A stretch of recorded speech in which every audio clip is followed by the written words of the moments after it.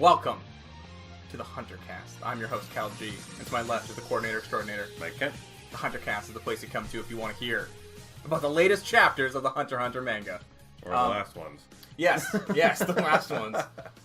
We knew this was coming. I mean... Yeah, it's just always so disappointing when the run starts getting and you're like, maybe 3 more. Yeah, but at some point it starts to seem too good and you're like, this is the last one. No, this is the last one. And then it'll go one extra and you're like, oh, maybe he's really going to commit this time on Hiatus. And you're like, motherfucker. I gotta say, though, one thing that's getting to me is I know it's finally picking up, but what he wrote for this little brief return, nothing fucking happened. At least like the last one, Hisoka did all that crazy shit, and you're like, what? And it ended, and you're like, why would you end there? And instead, it came back, and it's just like, whale shipping ships. Yeah, we got a lot. I mean, I liked this chunk of chapters. I think a lot of cool stuff happened, but it wasn't nearly as cool as the Hisoka versus Chrollo. Like, we got that one glimpse of Chrollo looking sad. Yeah. That was, like, the most riveting thing, Yeah. So, like, I don't know, like, there's just this part of me where I'm like, you came back and almost did nothing of interest, except for to explain to us that, like, Emperor Time apparently kills Kurapika. Yeah, see, that's the thing. It's a lot more subtle. Like, I went back over. Like, unless he put that restrictions on himself later for some reason, he could turn his eyes red pretty frequently. I've been rewatching the manga in the background as I've been unpacking. He fucking turns his eyes red like every fucking episode. He's always angry. So I think in the first fight in the York New arc, when he goes Emperor Time, wasn't it also like a blood moon or something? Or some shit? No, but he does it like, I rewatched it again. I just rewatched it over and over again multiple times. Even when he was using it to like put the chain on Chrollo. Like, he did pass out and have a fever after that whole thing, right? Like, maybe that was the effect of it. But still, like, he used it all the time. I'm wondering if maybe in the translation they're just getting that, like, is it just Emperor Time that causes his life to drain? Or is it using Emperor Time to get the stealing Nen ability causes him to lose life? Which would make a lot more sense to something that is apparently not even...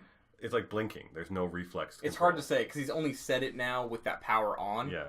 But I would imagine it's just Emperor Time. I would imagine. I guess so, and it's fine. It's just like he seems like I think that's a good. He has learned how to control and turn it on, and that's all well and good and everything like that. But he also does it whenever he just like sees a spider. But because true, but like I also think because it is so powerful, it basically makes him OP in like every single category of Nen. Like, I think that's a good trade off. That's like shaving actual time off his life.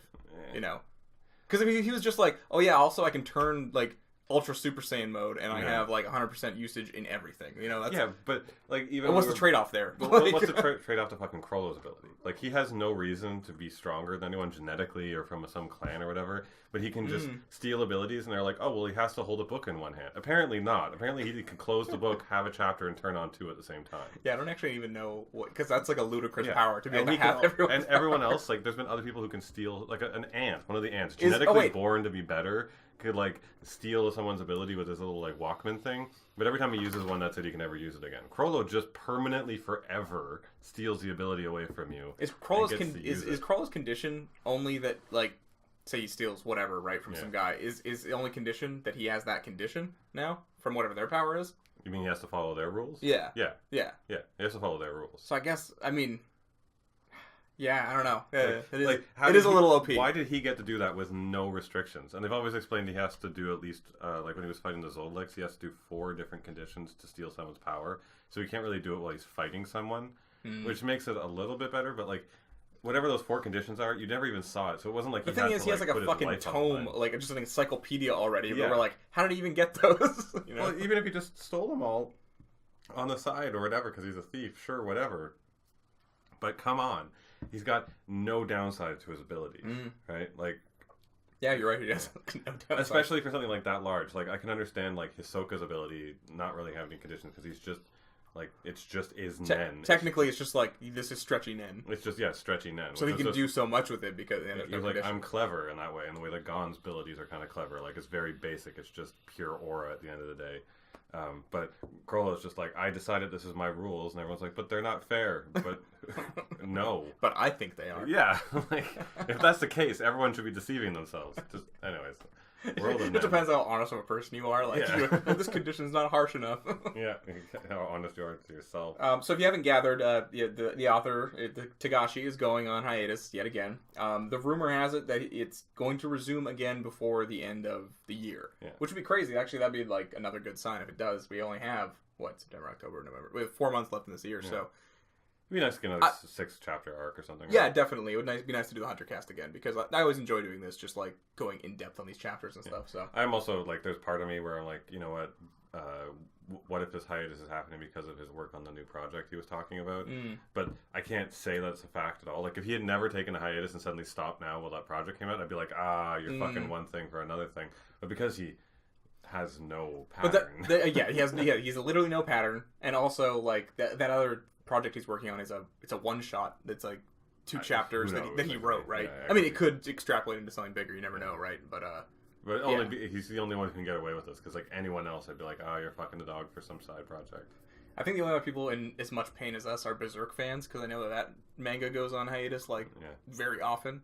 I don't read Berserk, thank God, otherwise I'd just be the most pained person in the world. This week we're going over chapters 369 and the last chapter, 370. Kurapika awakens.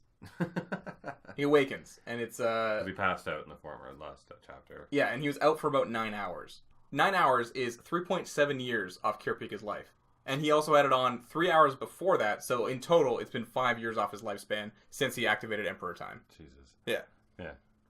That's pretty good though. Like that's not. I mean, 5 years in the grand scheme of things. No, it's not. I mean, typically, I wouldn't think he would ever be running that thing for that long. So no, and also how how old was Netero? He was an old-ass man, right? Yeah, and that's the other part, right? Like, they say that in the very beginning when they were talking about Nen, you could use Nen to significantly increase your lifespan, and Netero was supposed to be, like...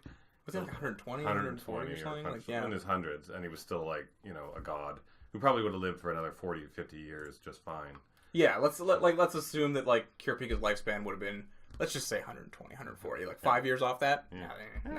Nothing. And even with all the stuff you were talking about, like in the anime, when he just turns it on for no reason and stuff, like, even with all that added up, probably, again, another 5 years? Because, like, 9 hours is quite a long time to have that on. Yeah, especially when it's only a few seconds or a few minutes when he's usually also, it's crazy that the ability just stays on when he passes out. Usually when people pass out, I would have put a failsafe. You lose all bodily function, you shit your pants, you're just like,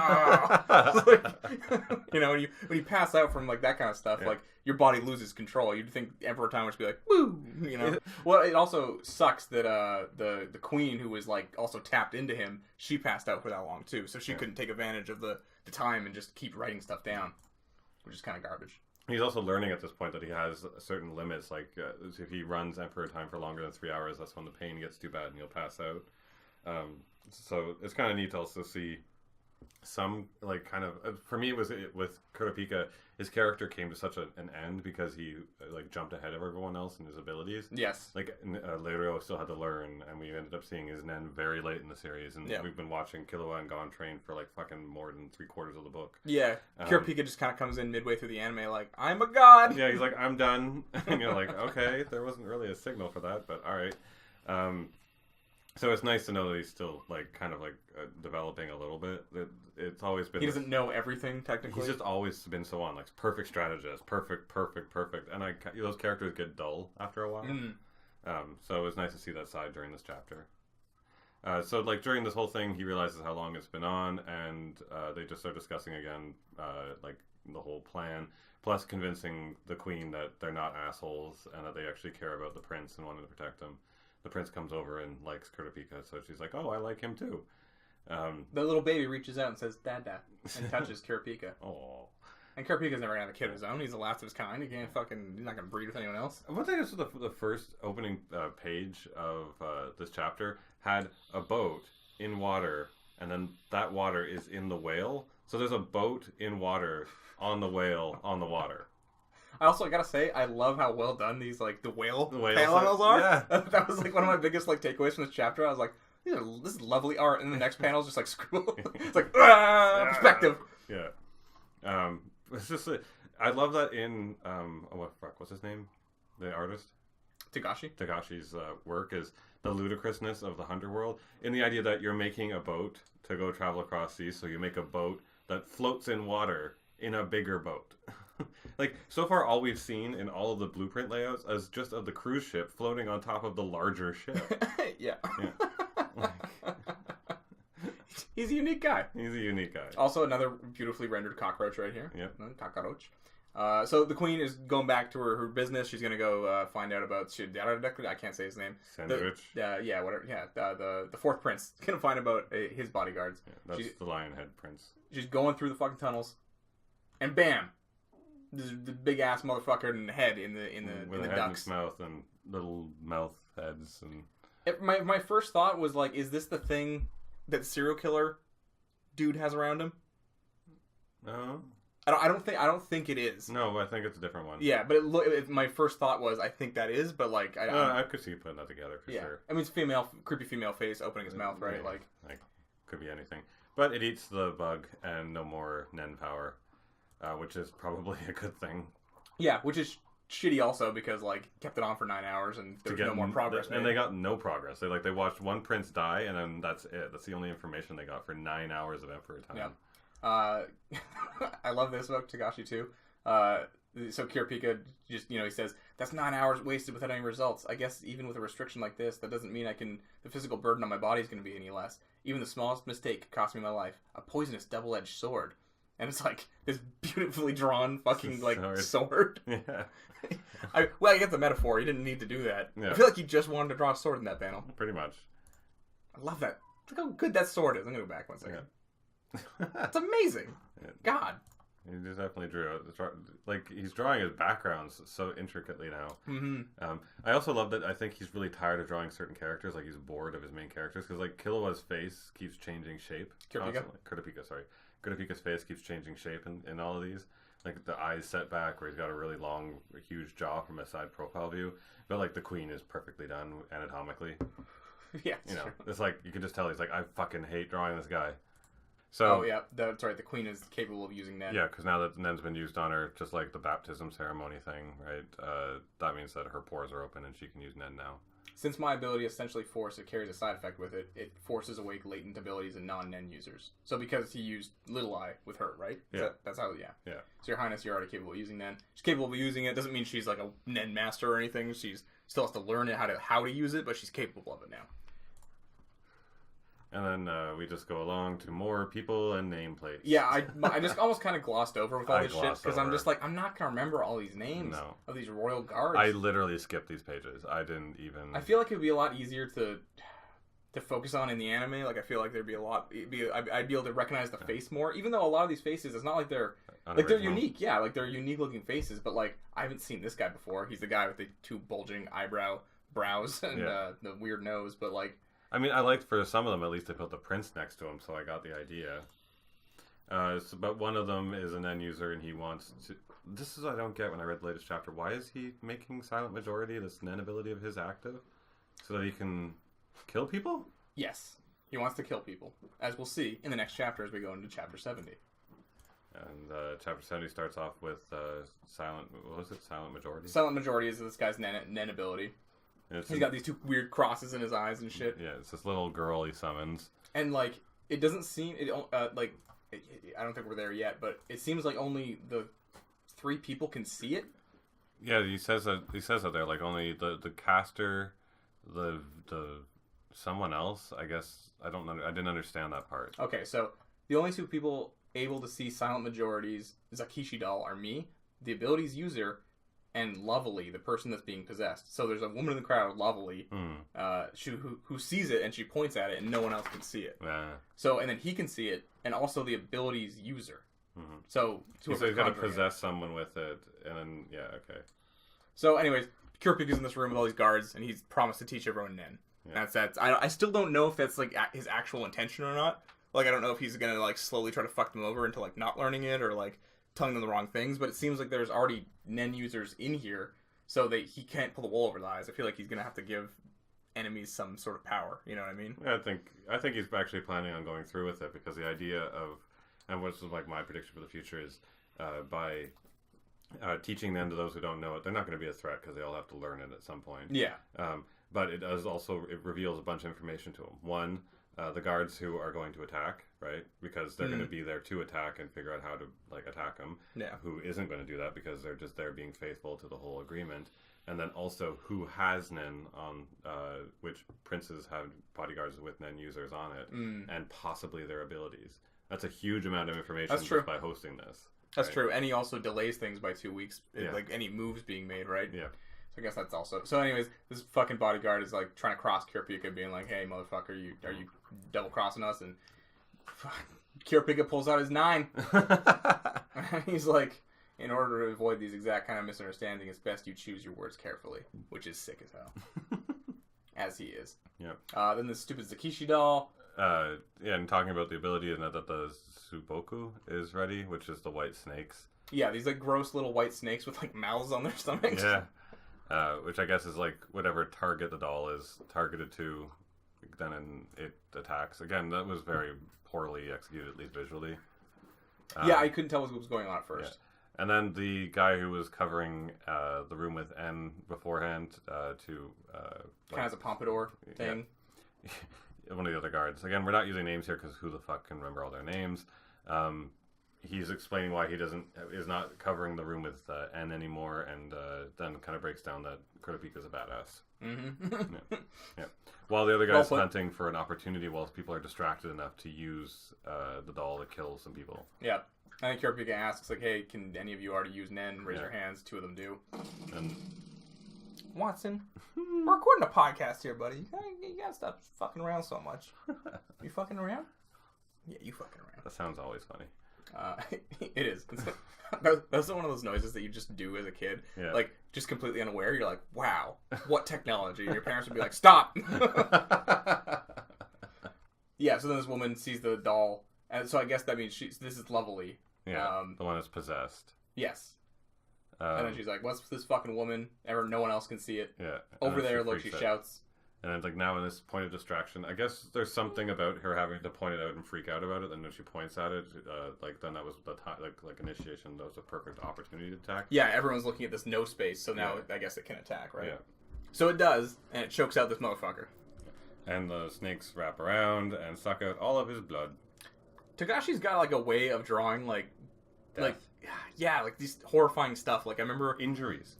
Yeah, his injuries. Go back over Gone after he burnt out all of his Nen. And that shriveled little body that was still leaving like stains of like rot all over itself. Or Aluka crushing the people and like just like some really good like horrifying looking stuff. Like when it comes down to the violence in this stuff, like he goes fucking deep. Yeah, it's always impactful to me. Yeah. It's always seeing Gon in that state is so much more affecting than watching Goku get like some scratches on his little like hatch marks on his head, and they're like, wow, he's really roughed up. Go over a more shocking moment. Watch Gohan lose his arm or something, right? You're like, oh, his arm fell off. Even that's visceral for Dragon Ball, but like this is like, oh, the blood is leaving this man's body. Yeah, and we're slowly going to illustrate out how. And these little cute little snakes with mouths on them. Mouths on their bellies. Yeah. Which they shoot the guy to try and get rid of the snakes. Yeah, so another guy just fucking unloads into this dude. I like to imagine that his voice is just like, get back. There might still be something inside of his body. Because of the facial expression? Yeah, he just kind of has this like chill look to him. Like he's like, whatever. And he's taking it as like such a normal thing. Like this guy just randomly lost all the blood in his body. Then people are like, are these Nen beasts or whatever? Yeah. It was obvious he was dead. Please contact the Royal Army. And this is where it gets a little bit cool because like Kurapika starts breaking down like the different kind of guns that he could actually reflect with Nen, like using Gyo to focus in an area and try and block the bullets. So yeah, he's like the private guard of Third Prince also uses a 9 caliber. Yeah. Even Gyo isn't strong enough to fully protect from the force of those. Which is a piece of information about Nen we didn't really know. No, that's great. It's good to know it's not just this invincible barrier. Sure, yeah, it's like I mean, some people I'm sure it gets to that point. Sure, yeah. I mean, we watched fucking what's his name, Uvo take a sniper rifle to the head. Yes, yeah, exactly. But like for someone like Kurapika, like Gyo isn't strong enough. No. That's cool. I liked giving some weakness in Nen because at some points I'm like, why did they develop guns? yeah. It's good to know you can still shoot someone in the head. Yeah. In which case, so this other dude, the Pompadour dude is like, again, kind of just breaking down that like he's like, I know Kurapika knows this, but. There was another part in this chapter I really liked was them breaking down There was a part where they were breaking down, like analyzing Kurapika himself, and that like he concentrated his like breaking down to figure out he was a conjurer. It was cool, like the analytical skills of this guy to break down his exact thing by seeing like how much Nen was focused in a particular area, and then the different types. It's like we also learned like different things about Nen in that quality. Here it is. Yeah, like based on his behavior, he should be right-handed, but he held his gun in his left hand, proof that he wants to keep his dominant hand open and free, which would be the hand he uses his chains on, right?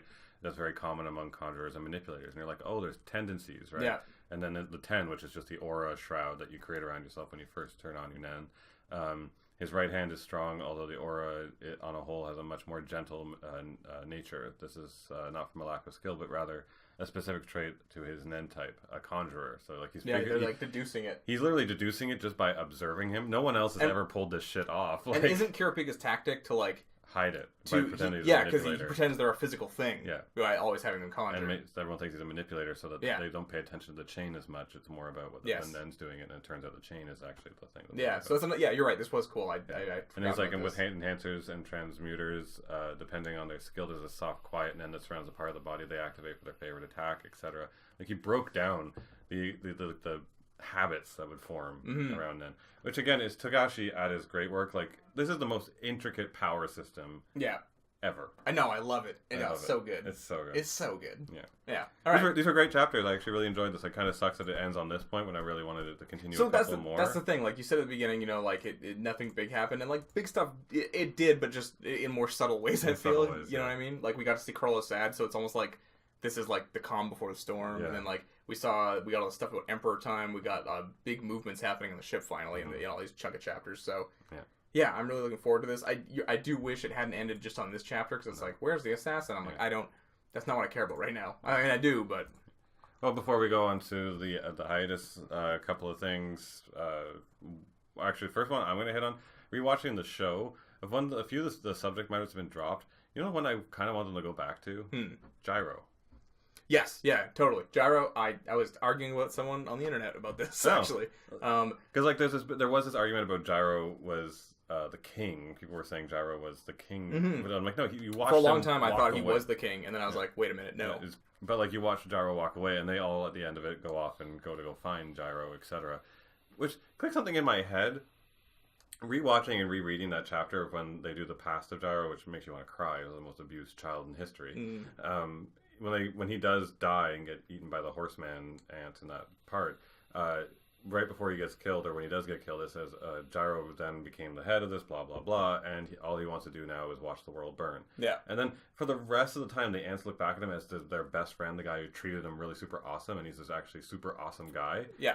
And I'm like, is he? Well, they have a lot of respect for him, I think, because his will is so strong. But now a bunch of ants are going to go off and like go to this guy who wants to watch it's like the fucking Joker. I want to watch the world burn. It's like, but it's like, well, I want to be on that guy's side when the world's burning. You know what I mean? I guess. But yeah, Gyro it's so crazy. Like, and even watching the anime now, it was like, they dedicate, like, I think an entire episode in the anime to, like, here's Gyro's past, and then, like, he never appears. It's just, like, here's his past, and there's this, in the manga, there's this, like, line about, like, Gyro and Gon are like destined to meet, but just not now. They missed each other by like this much or whatever. And you're just like, and then like nothing about it until the end of the Ant arc when Welfin, he's all hairless now and shit. Welfin goes off to find Gyro. Yeah, and that was with it. With the octopus and the bee girl and all that stuff. Yeah, but that's it. Yeah, you're right. Like that is something that like probably has nothing to do with Dark Continent, and like that's an arc for later days. That's an arc for when we're like 45. Maybe. But I'm really interested in seeing that one.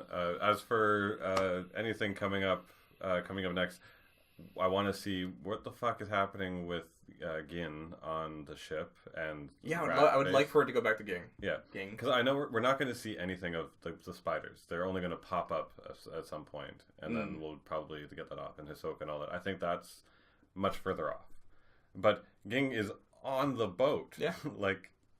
And I know the others are on the boat, but I mean, like, Ging was just, like, clearly demonstrating. Is it just that he's, like, so far down, like, he's on the whatever level? But I still didn't even get that. Why was he sneaking on? He's one of the fucking 12 Zodiac. I don't know. He seems like a rebel rouser. He's probably like, I didn't want to fucking go. And he's like, but I'm going. Like, you know what I mean?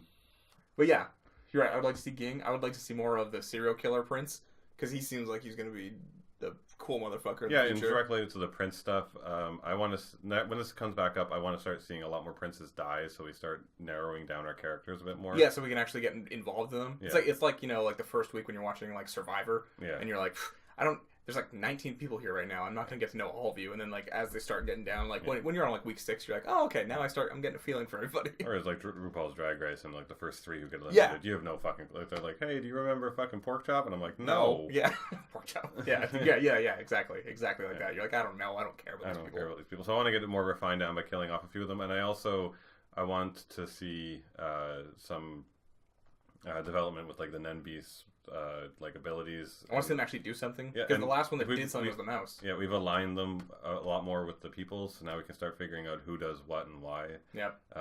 And then that's really probably about as far as. Well, Hanzo still wants to go on his like murder spree. Yeah. And the Queen's also learning now. Yeah, for like some reason. reason. It just seems like there's so many like there's too many little things. tiny things right now, and I want to start. He does this. He's done this before. He did this with the ants. He's done it with the Yorkshin stuff. Like he's always done 1,000 things. Because like the Yorkshin thing was, we have to get Greed Island, but we also have to get money. But we're also going to bring in Zep Pile all of a sudden to suddenly become an auctioneer. Gon's going to go off and be excited about the different kinds of auctioneer hunters there are, and you know, like blah blah blah blah blah blah. But really, it's all about the spiders. I want this to start refining itself down a lot more because it's far more splintered than any previous chapter. Yeah, no, for sure. It seems a little all over the place. I agree. Those are the things I want to see tackle, and I'm fingers crossed it comes back by. I'm gonna say November. November. That's probably yeah. That's a safe bet. Okay, well, this is the last episode of the Huntercast for a while. Yeah. Thank you for listening, as always. If you want to find me on Twitter, I'm at TheCalG. Mike is at Mike Kent Draws, and Pens and Pixels across all social medias. Pick your poison. Twitter, we are twitter.com/PNP_podcast. Yeah. And you can also check us out on YouTube. These happen out on theirs, on our Pens and Pixels channel on YouTube. You can also subscribe to us on that and give us likes and thumbs up so we know that you guys like this stuff. It always helps. Leave us comments on discussions for Things Hunter. We could literally talk about this forever, so if you leave a comment, we'll probably end up having a conversation. Yeah. We'll just do another episode. Yeah, we'll just do an episode of just us answering live. Even if it's not something you interest you, so let us know what you think. And give us comments. You can also subscribe to us and give us thumbs up on SoundCloud. Pretty much everything wherever on. It's all linked down below. Just rate that shit. Yeah. Just rate that shit. Just so we know. Rate it. Yeah. Rate it. All right. Gone. Kilowatt.